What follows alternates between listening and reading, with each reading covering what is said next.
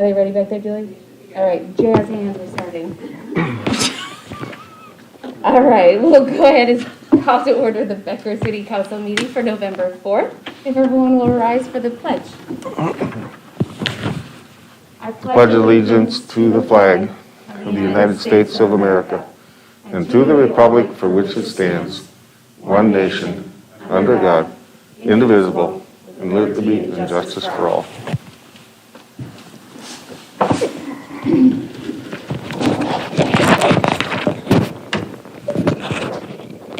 All right, has council had a chance to review the meeting minutes from October 20th? Yep. If so, I'll ask for a motion to approve. I move we approve the minutes for October 20th. I'll second. Motion from Mike, second from Becky. Any other discussion on it? Hearing none, those in favor can state aye. Aye. Opposed, carried. Any additional items for this evening's agenda? If not, I'll ask for a motion to approve as presented. Motion we approve the agenda as presented. Motion from Mike, second from Rick. Those in favor can state aye. Aye. Opposed, carried. All right, Kindness Appreciation Week proclamation. Whereas the City of Becker has established Kindness Appreciation Week to be held from November 9th through the 13th in the year 2020. And whereas the City of Becker and the Becker School District, along with other community entities, believe in working jointly to create an ideal community to work, live, go to school, and raise a family.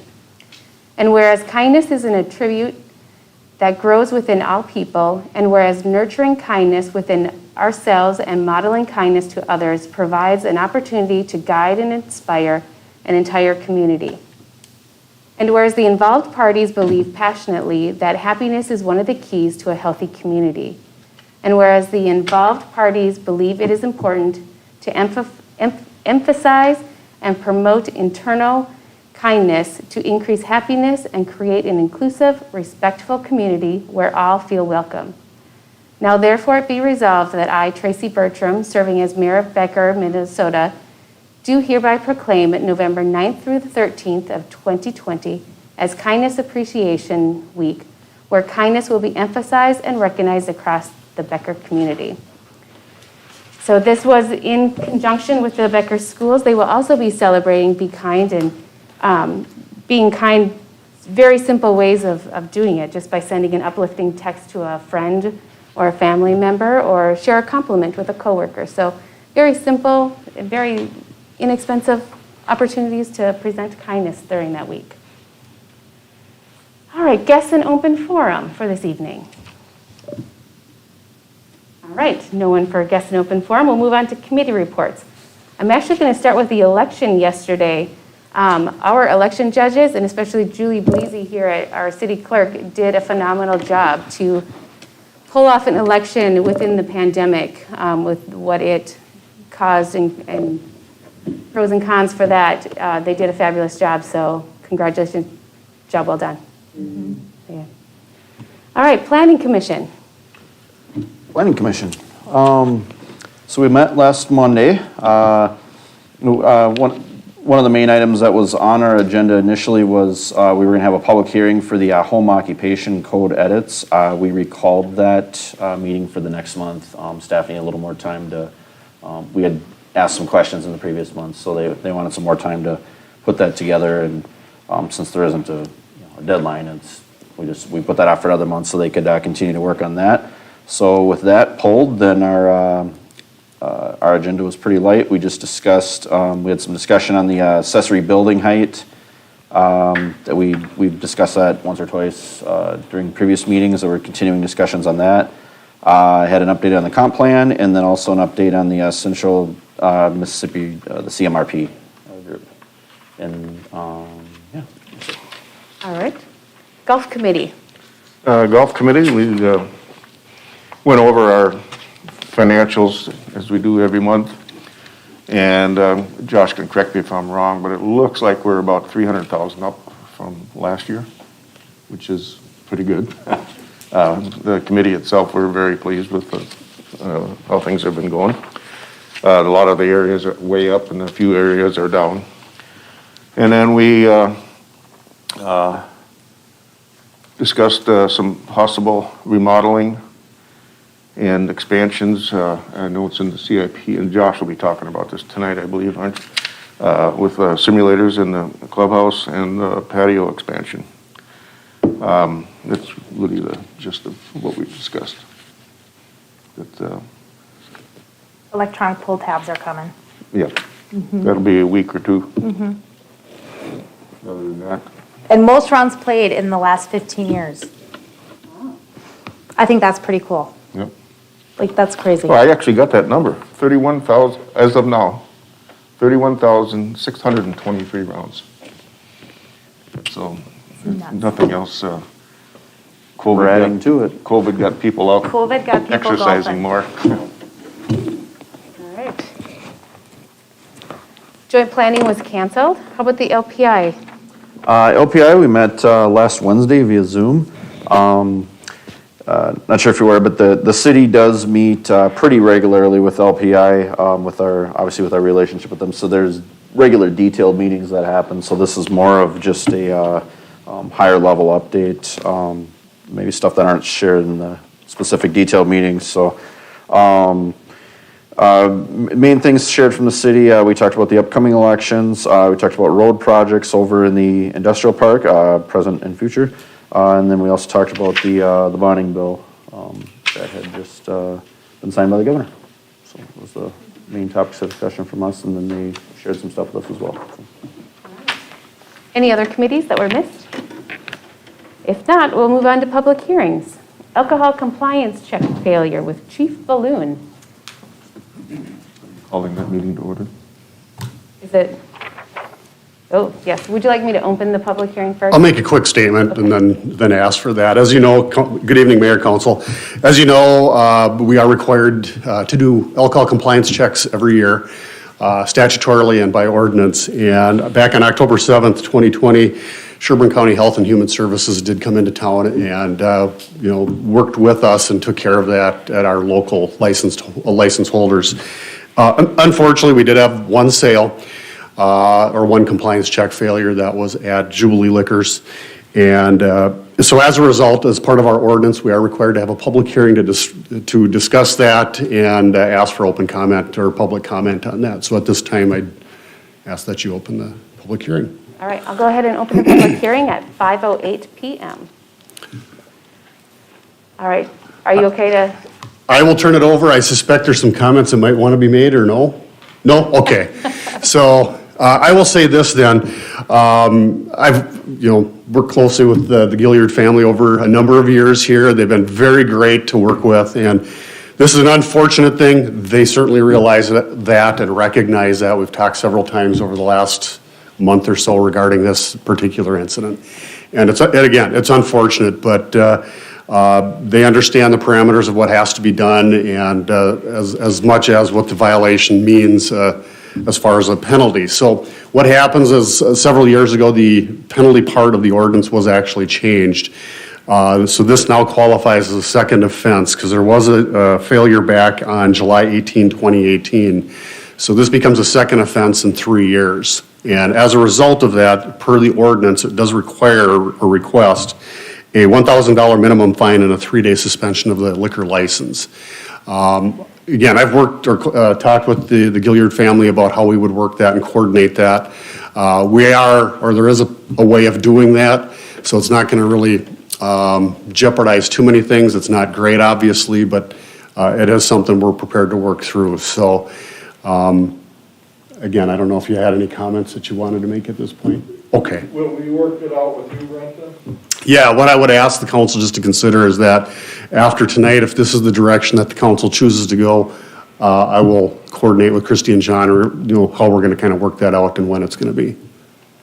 So with that, if there's no comments, I'd ask that the public hearing then be closed, so we can address the next part of that. All right, I'll ask council how they wish to proceed. Would you like to? Make a motion to close the public hearing? Second. Motion from Rick, second from Mike. Those in favor can state aye. Aye. Opposed, carried. We are now closed at 5:10 PM. Great, thank you. And then as the As we have done in the past, I always ask the council to consider the wording of the ordinance and follow that for consistency's sake, so we don't deviate. And with that being said, again, it calls for a $1,000 fine and a 3-day suspension. And if council is in agreement with that, then I'd ask for a motion and a second to approve that.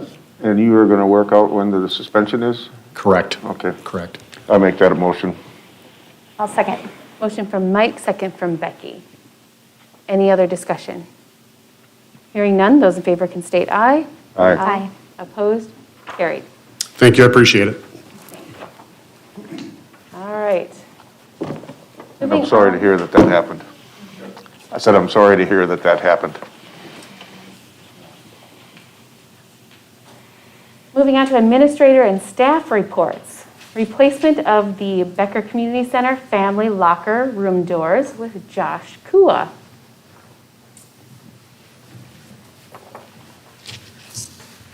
Good evening, Mayor and Council. I'm stepping in for Recreation Manager Bart Gevins, who was going to present this RCA, but he had his children's virtual school conferences this evening, so happy to step in for him. As part of our 2020 capital improvement plan at the community center, we had allocated funds for building improvements. What you have in front of you tonight is one part of that, and that is for the replacement of the 5 family locker room doors at the community center. I think Bart had included some photos within the RCA, and if you've spent any time in that particular family room hallway, those doors are wood and they're greatly deteriorated. So that was one of the areas that we really wanted to focus our improvement on. We had solicited quotes on those doors like for like from 2 of the main purveyors of those. And we would recommend moving forward with Russell Security for those replacements. We've done work with them in the past, very familiar with our facility.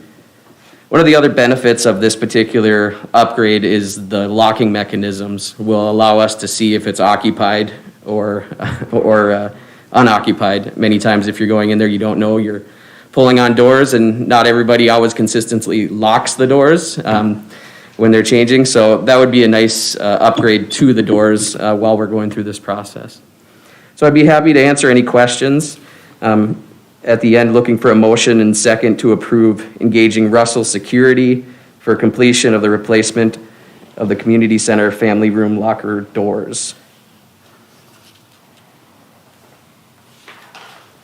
I'll just add a note that I had a couple emails with Bart just asking about the total CIP budget, or we got the building improvements budget, is kind of where we were on that as far as the year and that, and he got me that information back. We're even with this project, we'd still be under yet, so. How does council wish to proceed with it? I say go ahead. Do we have any reference number for this or anything, or? Just a motion and a second. I'll make a motion to replace the family locker room doors at the BCC. Using Russell's, was it? Yep. I'll second. Motion from Mike, second from Becky. Any other discussion? Hearing none, those in favor can state aye. Aye. Opposed? Carried. Thank you, Josh. Thank you. A call for public hearing to certify unpaid utility charges. Mrs. Robinson. Good evening, Mayor and Council. So we are at that time of the year again where we have worked to compile a list of unpaid delinquent utilities that are more than 60 days overdue. Throughout the year, instead of disconnects this year, we did some messaging on our billing that if people were having trouble paying their bills, they could call and make payment arrangements, and quite a few took advantage of that. With this, those that haven't, we have sent delinquent, certification notices. So they have been informed of this public hearing coming up, if council wishes to proceed with that. We did also include on this billing that the state still has CARES funds for people who are having trouble with mortgages and utility billing. So we did send a link with those messages. And so tonight, A motion and a second to call for a public hearing on November 17th to consider the certification of unpaid utility charges would be appreciated. And I can answer any questions.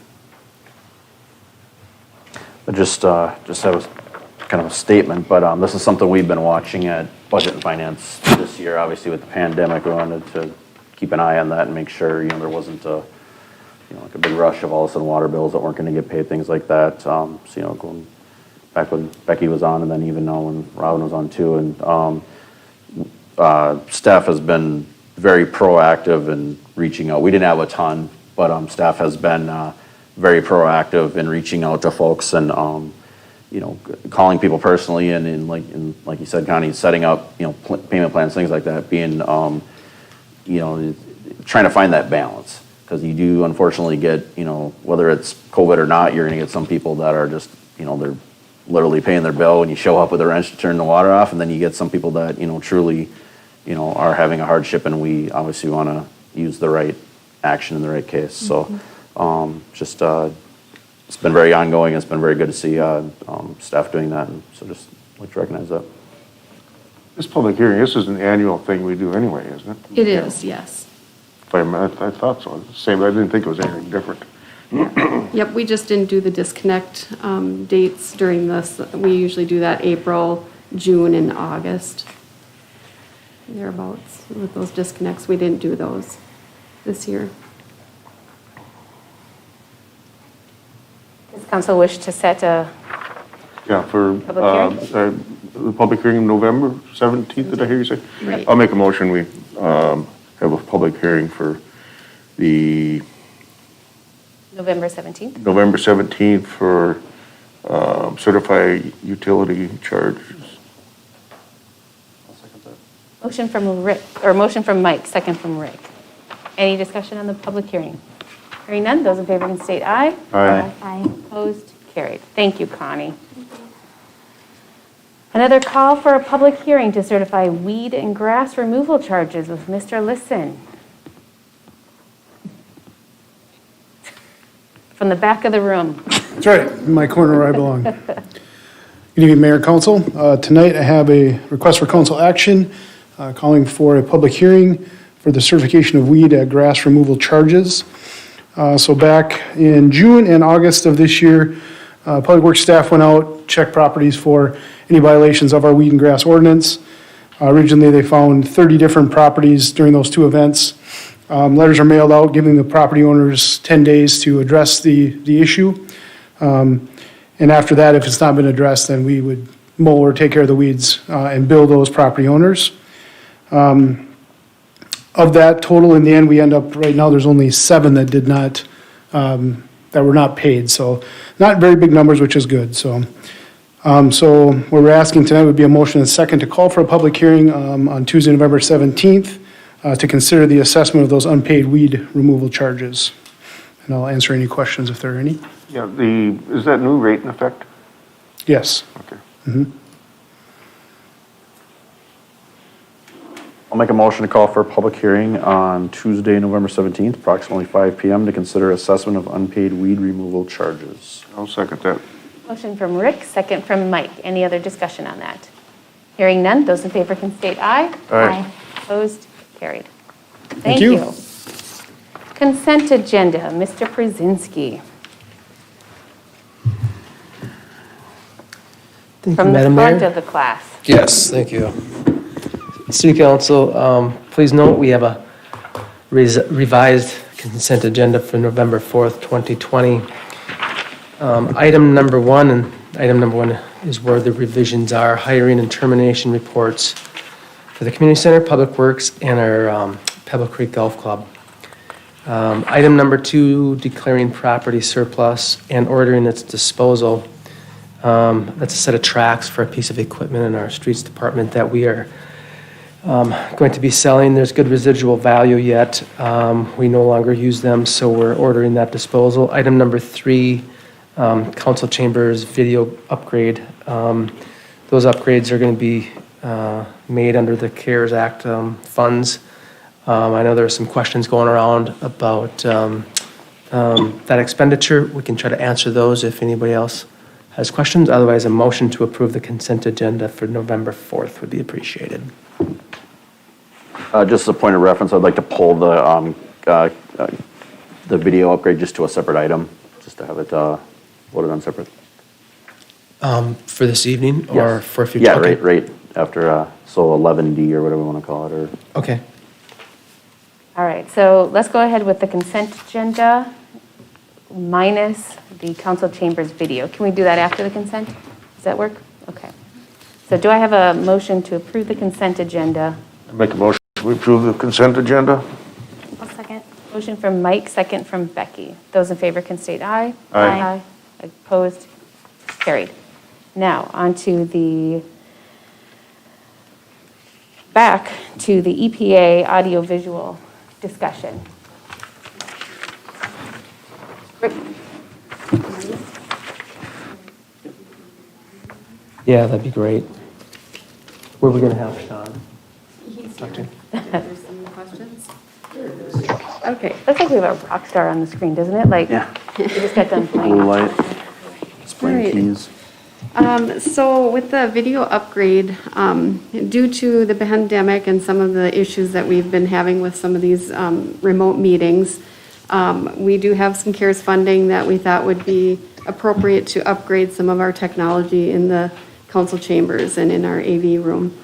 And so tonight, there's a proposal from EPA, and it is a state, well, it's a University of Minnesota contract, which is similar to the state bid. And so they are proposing to upgrade video quality for broadcast and streaming, improve meeting capabilities for remote attendees, wireless presenting, larger high-definition screens, and improved audio.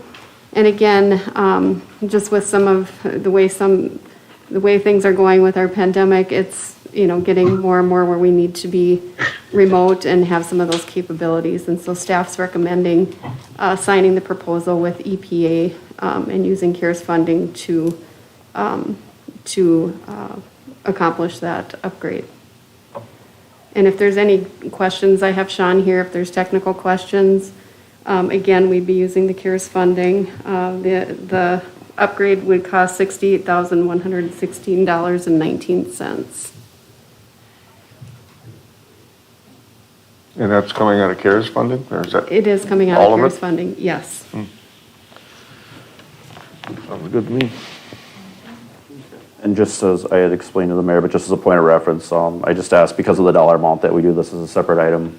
Like I mentioned, Public Works, we've asked, you guys to do much smaller items as separate items before, so just as a. All right. So how would council like to proceed with it? So I'd make a motion then that we approve, we have a resolution. No, just a motion and a second to approve the proposal. Make a motion to approve the proposal with EPA Audiovisual to do the audiovisual project as proposed. I'll second it. Motion from Rick, second from Mike. Any other discussion on that? Hearing none, those in favor can state aye. Aye. Opposed, carried. Thank you, Connie and Sean. Thank you. Payment of the bills. Make a motion to pay the bills. I'll second. Motion from Rick, second from Becky. Any discussion? Hearing none, those in favor can state aye. Aye. Opposed, carried. Anniversary announcements for the month of November. We have two. Jason Scharfenkamp, the golf course superintendent, will be celebrating 5 years with us. And Mr. Chris Lisson, the Public Works and Park Assistance Director, will be celebrating 5 years. Congratulations to those folks. That is the first time we've clapped for anniversaries. Yeah. Nice. I think, Because there's someone here.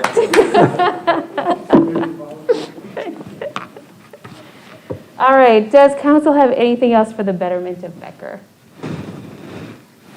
If not, I'll ask for a motion to adjourn. I move we adjourn. I'll second. Motion from Mike, second from Rick. Those in favor can state aye. Aye. Opposed? We are adjourned 5:25 PM.